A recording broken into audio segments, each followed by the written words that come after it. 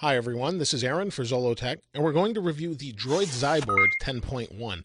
This is Motorola's latest offering into the Android tablet marketplace. It runs Honeycomb 3.0, and overall it's a pretty decent tablet, but it does have some flaws. But let's first talk about the tablet itself and what's actually inside of it and what makes it pretty decent. So this is Corning Gorilla Glass. It protects the front glass, pretty nice, 10.1 inch screen, 1280 by 800 resolution.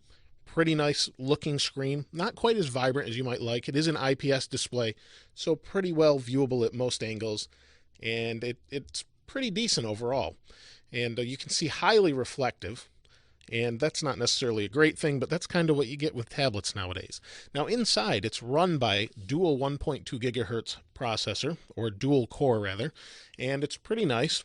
And it does have a GPU as well. It's a PowerVR SGX 540 GPU. It has an accelerometer, gyro, compass, barometer, which is kind of different. And it also has a 1.2 megapixel front-facing camera.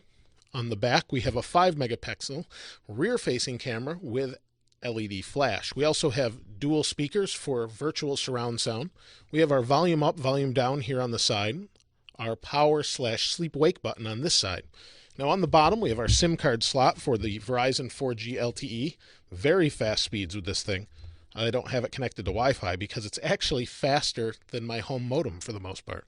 You can see there's our SIM card. It's a micro SIM in there. It's pretty nice overall. On the bottom, we have our HDMI out, mini HDMI, and mini USB or micro USB port. On the front, you can see it's just a sheet of glass like you would expect, and it does support things like flash and things like that, and it works pretty well. The battery is good for up to 10 hours.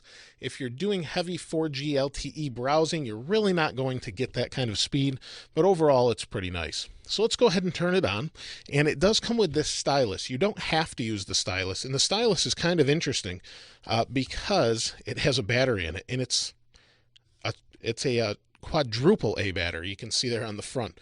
So it's kind of interesting that it's really small, but it connects on its own and you can use it. You don't have to, and it's nice and optional. It is not a capacitive touch stylus, so it's using wireless technology to actually know where it is and do things. If you try this on an iPad, it will not work. I've tried it myself actually. So overall, pretty nice. It does come in at a pretty steep price tag though, at $629 for this particular 32 gigabyte model. There's a 16 and 32 gigabyte and 64 gigabyte, and it also has 1 gig of RAM for the processor. So kind of expensive. And that $629 is with a 2-year contract on Verizon. So pretty expensive, but if this is what you want, it's not bad. So let's go ahead and unlock it. Now I can use the stylus. It just works. It works nice. I'm not going to go over the OS too much, other than that they gave you this text input. And what you have is this little icon in the bottom here. And if I tap on that, I can open Evernote. I can do a sticky note. Let's do that again. Sticky note. And it's giving you best results, things like that. That's fine, whatever. So I can just draw. It's pretty responsive. We can go to text. And the text input can be done this way. Or if we tap on here, we have different input methods.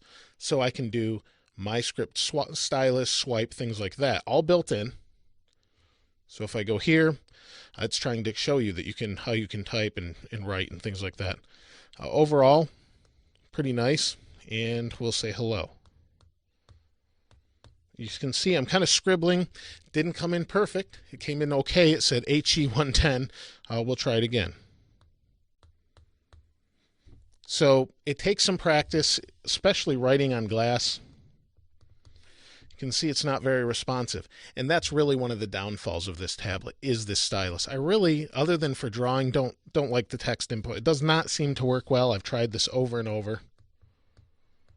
So you can see I hit the screen with my hand. It doesn't recognize that I shouldn't be able to do that. And it provides a little bit of a problem as far as that goes. But if you wanted to just draw, we could do that. And it makes things a lot easier. So I prefer the keyboard for typing. And you can just type by hand. And responsiveness is good. So you can just type my name there. And responsiveness is good. But overall, if we wanted to do eraser, we can erase here. You can see it's a little bit goofy at times, but overall, most of the time I've messed around with this, it works pretty good. So let's do blue, and we can just draw. You can see it lags a little bit behind, so it's not for anyone that's a real serious artist looking for, touch sensitive things for art. Now there may be apps and things that support that, but in this case they don't. Now, the one really good thing about this tablet is its speed. The speed is incredible when it comes to 4G LTE, and you're going to see this more and more with LTE. So responsiveness is good, like I said, and speed test. Let me just show you, for instance, we have 3 bars of LTE 4G. This was the last test. Let's go ahead and see what we've got here. So right now we're getting close to, 15, 16 megabits per second down. That's really fast. Upload 7 to 8. I've seen it as high as 12. So most people's upload at home is 10 by 1, download 10 by 1, or in my case 30 by 5. So I have faster download, but the upload speed here is faster, just wirelessly. It's pretty impressive, and you can't really complain about that. The only time you're really going to burn through the battery quickly, though, is browsing and things, heavy data use on LTE, as it uses more power. But overall, really nice tablet, a little pricey, but it's built well. It just feels good overall as far as sturdiness.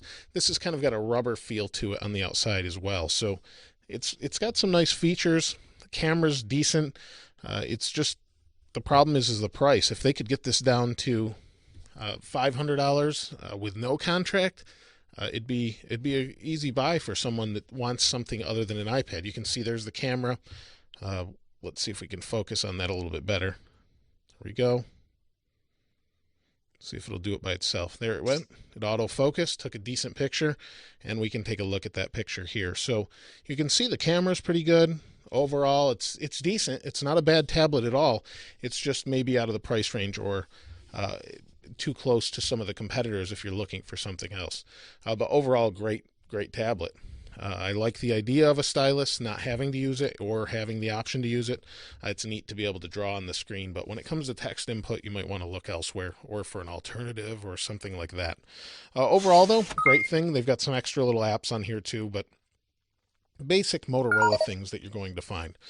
Overall, though, pretty decent. If you have any comments about it, please go ahead and comment below. I'd love to hear what you have to say about this tablet. And as always, if you haven't subscribed, please go ahead and do that. This is Aaron. Thanks for watching. I'll see you next time.